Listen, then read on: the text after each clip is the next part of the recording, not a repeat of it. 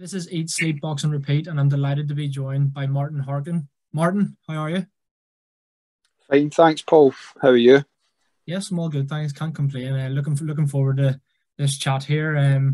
Yeah, so we're just over a week now, really, away from your fight. So yeah, how you feeling ahead of that? You ready to go? Yeah, I just finished my last spar last night, so yeah, I'm ready to go. Everything's good. I've trained up and ready to go. Happy days, happy days. Obviously, you're up against Liam Taylor in the main event up in Bolton. How excited are you for the fight? Do you know, it's what a great opportunity it is, and I'm absolutely ecstatic about this. Could win this, and it can change my life. Do you know what I mean? I'm absolutely delighted with the opportunity, and um, Liam's a really good fighter, so getting a win over him, it's a great name to have on your resume, your resume. Do you know what I mean? So I'm absolutely buzzing. Yeah, no, absolutely brilliant. Obviously, you mentioned there about Liam and the fact, yes, he is a very good fighter. But if you look at the rankings, he's ranked number 12 in Britain. You're ranked number 13. So on paper, it's a close fight. It's a really solid matchup. Yeah, yep. I think obviously Liam's boxed for the British title. He's boxed for the European. But I've boxed at a good domestic level myself. So I think the fight makes sense. The two is we're roughly ranked, as you says, the same ranking, and it's a fight that makes sense, to be honest, and with both our careers. Yeah, no, definitely. Obviously, I mentioned there at the start of the interview that the fight's obviously in Bolton.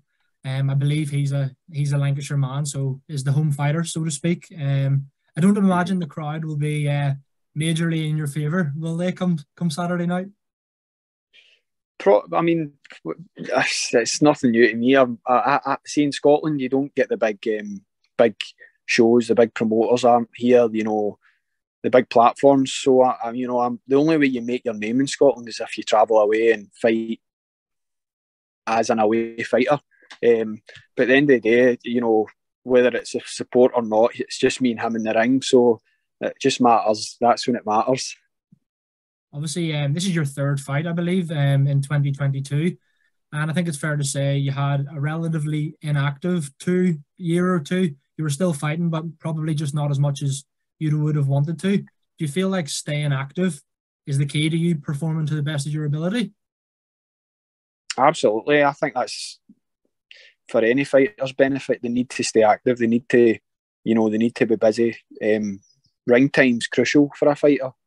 I'm a big believer in ring rust. Whether you're in the gym or not, it's different when you're under the lights. So I think the main aspect, first and foremost, for any fighter, not just myself, is to be busy, stay active. It's a short career. Yeah, no, definitely. I completely agree. Um, Quickly looking at Liam Taylor a little bit, at your opponent. Let's analyze him a little bit. He has had 10 more pro fights than you, but you're around the same level, as I'd said, around the same age. What do you know about him? What does he do well? What does he bring to the table? Williams, he's from what I've seen of him. I remember the first time I seen him, it was actually he boxed Dan Tetley, who I actually remember for the amateurs, who I regard as a good fighter. Um, and it was a cracking fight between him and Liam, and I was sitting watching it thinking, wow, this is impressive stuff. So I do rate Liam. He's a good fighter, and obviously he's had that loss to Avanesian. Um, but still, he's still a really good fighter, and I think that he's an exciting fighter to watch. I think that's a big thing in pro boxing. It's all about value for money, and I do like to watch Liam fight. So I do rate him, and I think he's a good fighter. Yep. Yeah, you mentioned there obviously that you do rate him. How do you make sure that come the fight, you're able to exploit his weaknesses and kind of limit his strengths, so to speak? it really depends on the night, how he approaches the fight and how I react. I mean, I've got my own wee plan. As I said, I don't really, want to give away too much. Oh, yeah. But there's things that I've seen that hopefully I can, capitalise on and react to whatever he brings on the night. So I'm sure it'll be a good fight. I feel that I'm fan friendly. He's fan friendly. So hopefully it works out and our styles gel well. You mentioned there about it being a fan-friendly fight, and I completely agree. Obviously, first and foremost, you want to get the win, but is it important to you to, put on a good show, give the paying customer value for money too?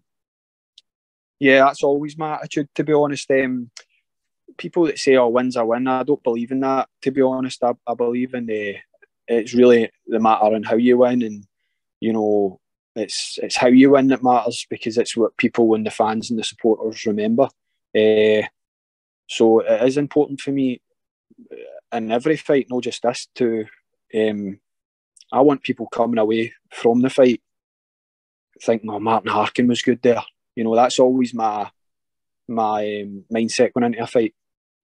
Yeah, no, absolutely. You mentioned there a minute or so ago about Taylor obviously being in there with Avanesian, got beat. He also been beaten by Tyrone Nurse, I believe.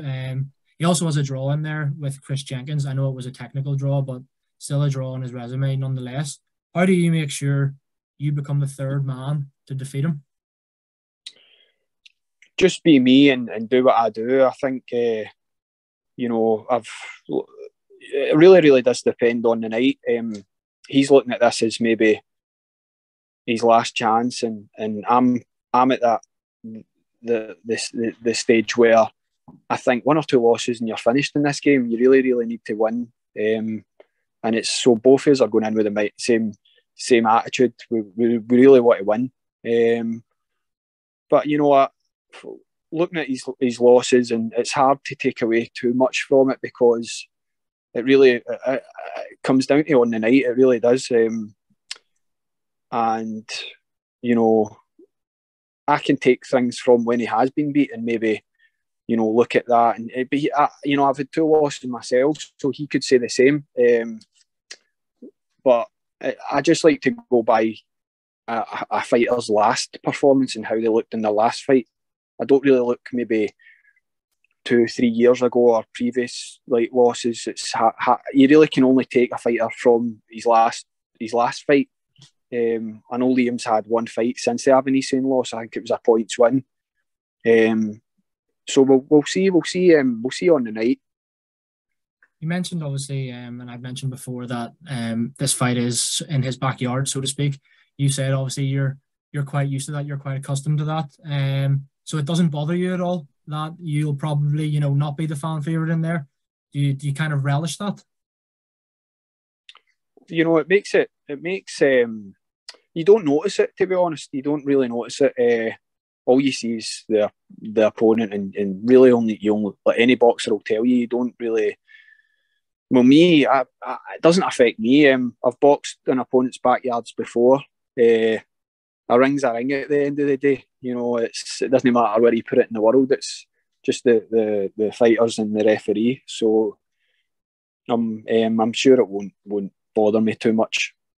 That's interesting you say that there, because you do hear some fighters saying, "Oh, the crowd really got me through it," or whatever. But for you, are you saying it's more just you, your opponent, the referee, obviously listening to your corner's instructions as well? It's kind of more like a tunnel vision for you. Yeah, you just go in with that mindset, like you've got a job to do. You're there to handle business, and you're just that zoned in and focused that you don't. You really only hear your coach's instructions, because people outside the ring just shout pish, and a lot of people just don't really understand boxing as much. So you only do zone into your coach's voice or somebody that you're really familiar with. No, it makes sense. Obviously, again, this is a This is a 10-rounder, a scheduled 10-rounder. Obviously, your fight against McKinson was a 10-rounder too.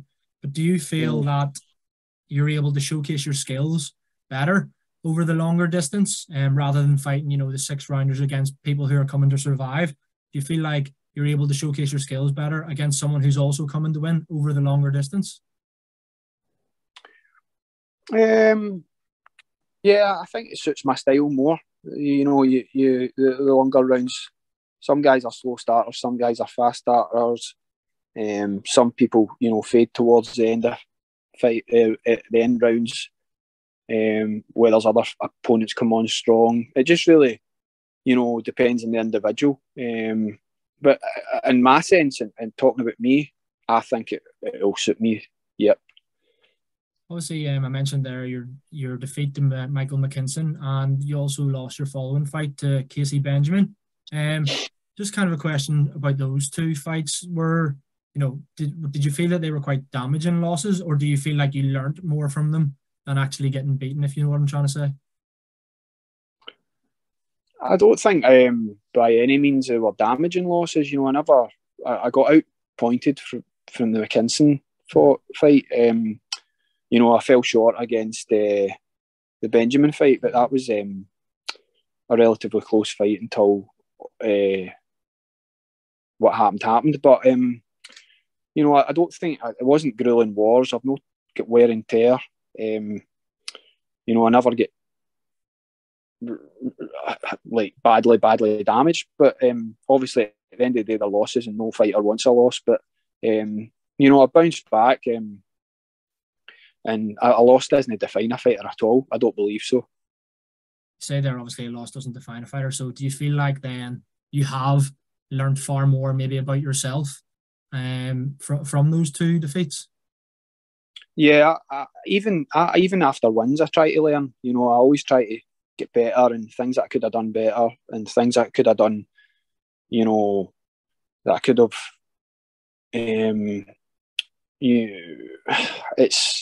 I always try to learn, always trying to kind of I'm a perfectionist anyway, and anything I do, I always try to get that wee better even if it's by 5% each and every fight. That's the way I look at it, because every fighter should, they should never just be satisfied with the way a fight went. They should always pick things out that you could do better. Mm-hmm. No, absolutely, I agree. Another thing that I'm just going to quickly mention, obviously, because I feel like it's on the topic of conversation, is obviously you're both going in, you're both well ranked in Britain, but you've obviously both suffered defeat. Do you think that in boxing, just nowadays, on the whole, some fighters are too hung up on the row and not losing? Yeah, and that's why I like Liam as well. As he's like myself, he's got the same attitude as me. He wants to fight the best guys out there. And he accepts fights. But yeah, a lot of that goes on far too much. But nobody's going to remember these guys' names. See these guys that, like to keep their row, or, I admire fighters who, like fighters like Michael Gomez, fighters that, that have taken fights with the top guys and maybe aren't expected to win, but then they end up pulling it off. And I like guys like that. I like those sort of guys' attitudes. So yeah, that's too much of that goes on with promoters and managers, well matching fighters. Fighters pricing themselves out of fights. Obviously, and to in some extent, it does need to make sense. Whether it's if the guy's getting, if it's financial issues the guys in boxing for. I'm just in it to win titles, so my circumstances are different. I want to fight the best guys and have their names on my record as wins. Yeah, absolutely. I for one do agree. I think sometimes sometimes you get a lot of fighters who'll be 18, 19 or no, and then there'll be a lot of hype about them, and then as soon as they step up, they can't handle the pressure. So yeah, no, I definitely agree. Obviously, back to your fight now. Just for anyone that doesn't know, anyone watching this that doesn't know, could you give us a bit of an insight into your training? Where do you train? Who's your coach? And how's this camp been for the fight?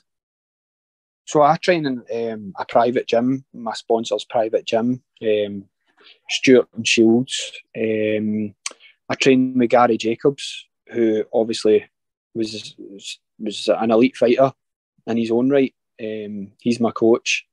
He's former British, Commonwealth, European, and challenged for the challenge for the pound for pound title against Pernell Whitaker at the time, who was pound for pound champ. So I train with Gary, and camp's been going great. I've been training basically since last May, since my last fight.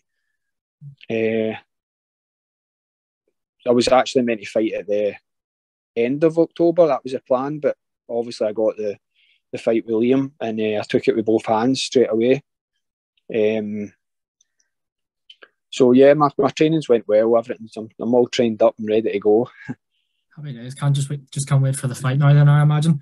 Funny, I was gonna. My next question was going to be about, is boxing your full time job or do you work elsewhere? But obviously at the start you said that you were just finding a quiet place in work. So how do that kind of interests me? How do you balance your boxing career and your training with working as well? I'm sure it's tough juggling the two. It must be pretty full on, long days.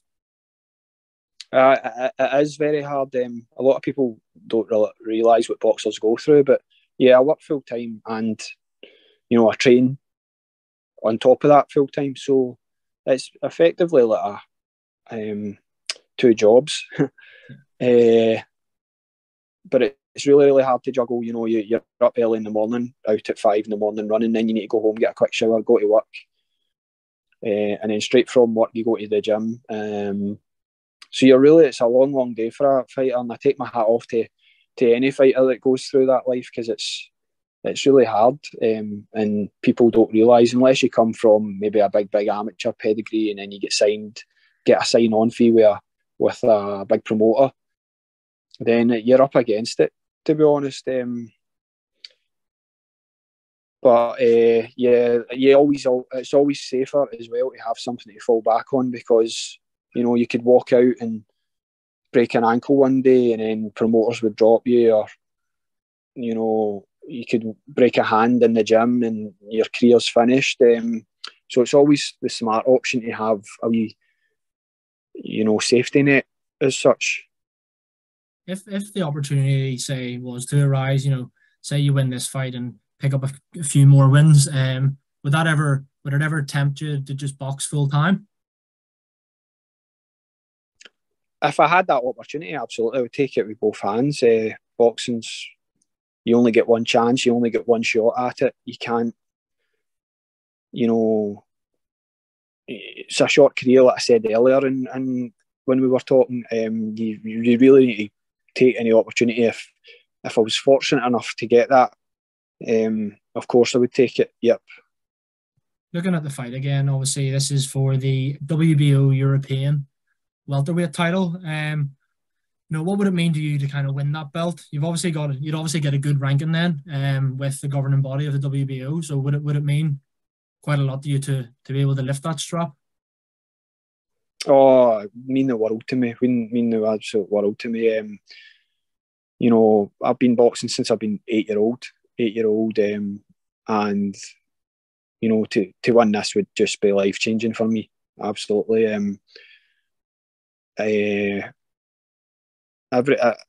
fight's a fight, but this has got that added reward at the end of it. Definitely, no, I agree. Obviously, at the time of filming this, we're about 8 or 9 days away from the fight. So yeah, how does the last 8, 9, 10 days look for you? As you said there, you had your last spar last night, was it? So is it all now about concentrating on making the weight, doing what you need to do during fight week, and then just getting in there?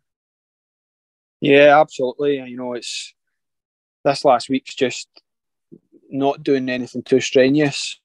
Just ticking over, all the hard work's done, making sure the weight's good, and just chilling and relaxing until the fight.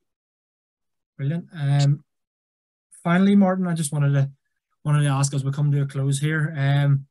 For everyone tuning in, and it's going to be there on October 8th in Bolton, what can we expect from Martin Harkin come Saturday, October 8th on Fight Night? You can expect a Martin Harkin win. No predictions or anything like that, just a Martin Harkin win, 100%. I'm coming to win. Brilliant, Martin. Listen, thanks very much for your time. I really do appreciate it, and all the best for your fight. Thanks for giving me the time, Paul. Really appreciate it, and nice one. Thank you.